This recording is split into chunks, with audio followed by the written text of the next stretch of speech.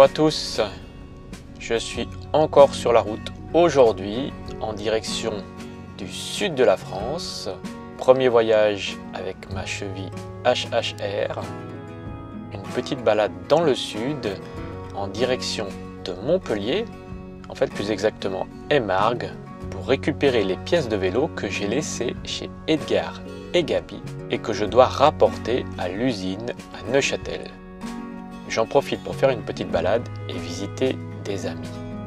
La route est très agréable et quand j'arrive dans le sud, c'est encore plus magnifique avec un beau soleil.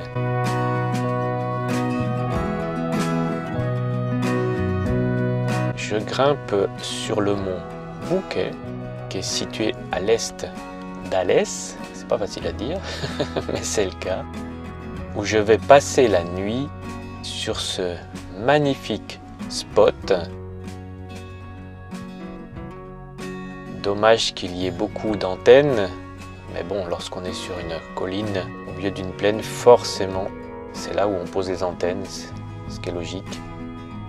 Il n'y a pas grand monde sur le parking lorsque j'arrive, c'est dimanche soir, l'école reprend le lendemain. La vue est absolument magnifique, un petit peu de brume, il fait bon, plutôt chaud, voire même très chaud, mais c'est l'idéal pour un spot dégagé, calme, où je vais pouvoir passer la soirée et la nuit. Tout d'abord contempler ces magnifiques vues sur le Gard. Il paraît que quand c'est bien dégagé, on voit jusqu'à la mer. Là, c'est quand même un peu brumeux, mais c'est quand même très agréable de pouvoir profiter de ce climat méditerranéen. Lorsqu'on arrive de Genève, il ne faisait pas très beau. J'installe le couchage dans ma voiture. Tout le côté droit en fait s'aplatit et permet en fait de mettre mon matelas pneumatique avec mon sac de couchage. Et je m'installe tranquillement pour une bonne nuit de sommeil.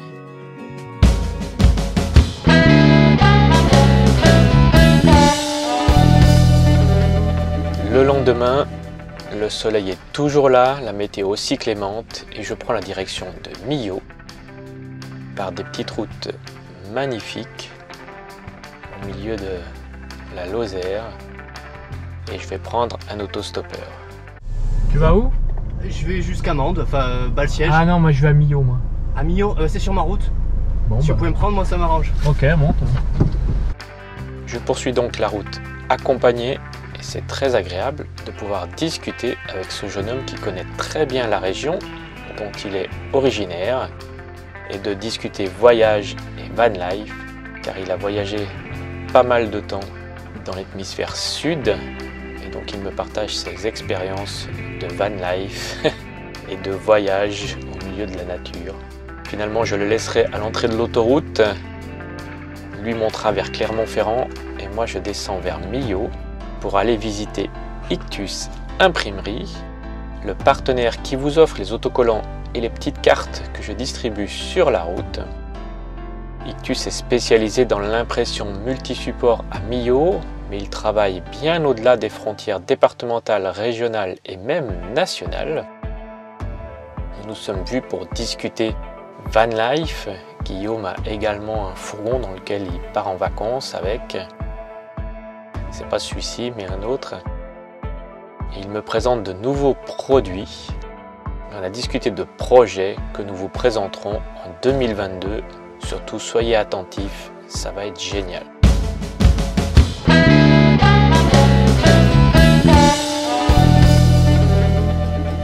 Après ce temps avec Guillaume, eh bien, je reprends la route en direction de Montpellier, toujours en admirant le magnifique pont de Millau.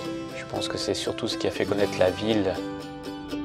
Je décide de prendre l'autoroute et de passer sur le pont pour faire de belles images de cette magnifique œuvre d'art qui permet de gagner beaucoup de temps en évitant de traverser la ville de Millau et tous les virages qu'il y avait pour descendre et pour remonter de l'autre côté. Cette structure est absolument très belle.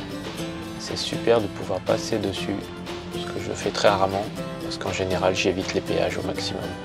mais exceptionnellement pour vous, je suis passé sur le pont de Millau pour vous rapporter ces belles images ensoleillées.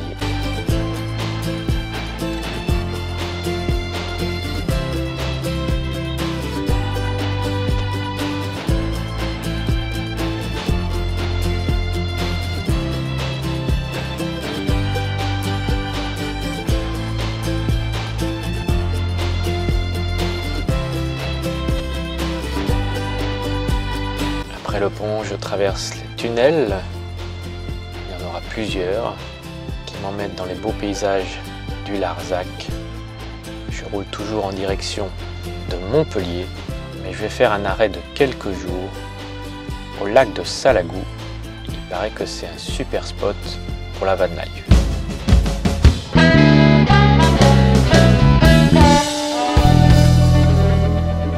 Normalement, quand je vais au lac du Salagou, je m'arrête toujours au camping du village du Bosc, mais comme le normalement n'est plus de rigueur, eh bien j'ai dormi dans ma voiture sur les bords du lac. Ce lac est absolument magnifique, les couleurs ensoleillées avec le bleu, c'est inimaginable tellement c'est beau, avec la terre rouge. Ce lac est paisible, en fin de saison il y a encore beaucoup de monde, mais je pense beaucoup moins que pendant l'été. Ce lac est artificiel, retenu par un barrage que vous voyez ici, dans une région à la terre rouge. Et c'est vrai que quand on voit toutes ces collines avec ces arbres verts, on a envie de les crapahuter à l'intérieur, et c'est ce que j'ai fait. Quelques petites randos sans trop de pente pour ménager mes genoux. Mais je n'ai pas pu résister à aller me balader dans cette belle nature et découvrir des petites inscriptions au fond des grottes. Il y a pas mal de camping-cars, je dirais même beaucoup, encore quelques retraités qui sont en vacances et qui profitent de l'été indien. Beaucoup de vanlifers sont posés ça et là autour du lac et je les comprends. Probablement que je viendrai ici cet hiver passer quelques temps, tellement la région est belle, magnifique, et même si parfois je dois faire un petit plouf, même avec le HHR.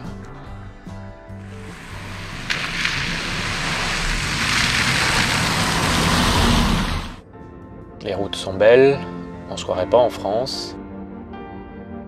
Malheureusement, la face cachée juste à côté des parkings, des fois, est peu ragoûtante, parce que les gens n'ont pas encore compris qu'une fois qu'ils étaient allés aux toilettes, ils pouvaient garder avec eux leur papier toilette plutôt que de le laisser dans la nature et de donner ce spectacle lamentable, mais plutôt garder leur papier pour le mettre à la poubelle ultérieurement afin d'éviter ce désagrément.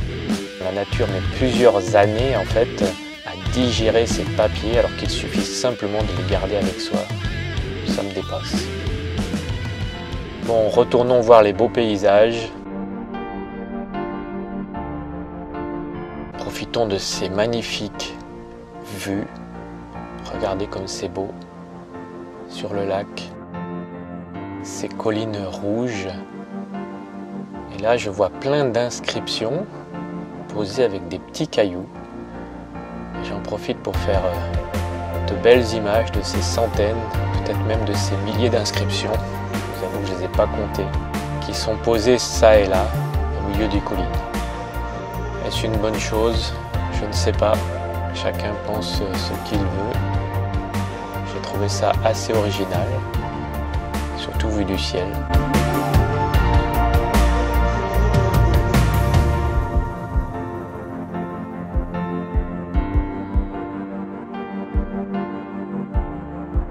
Certains en profitent pour laisser passer des messages, plus ou moins agréables, mais souvent des messages d'amour. Là, probablement une de mes adoratrices qui me fait un clin d'œil.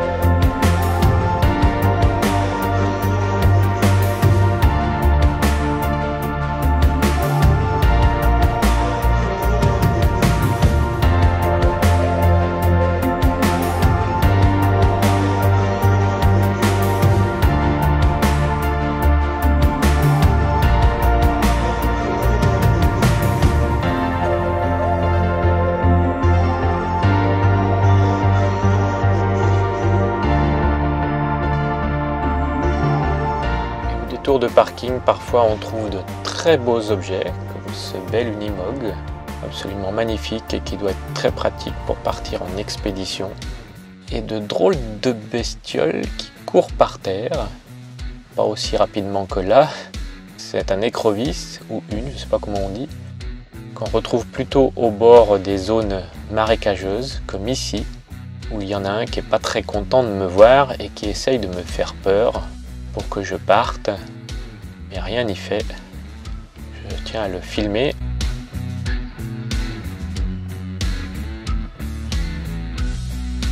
Alors il rebrousse chemin et retourne le plus vite possible dans le lac. Désolé de lui avoir fait peur, mais content de l'avoir rencontré.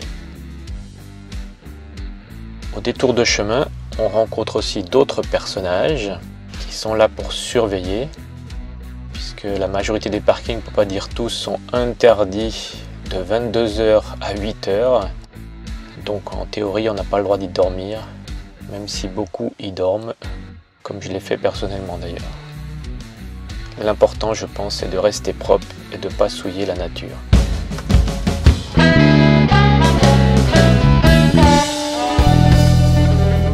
Voilà, je quitte le milieu de la van life du Salagou en espérant revenir très prochainement.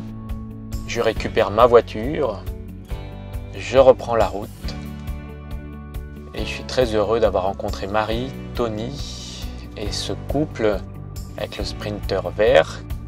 J'espère tous vous revoir prochainement, ici, ailleurs ou là-bas.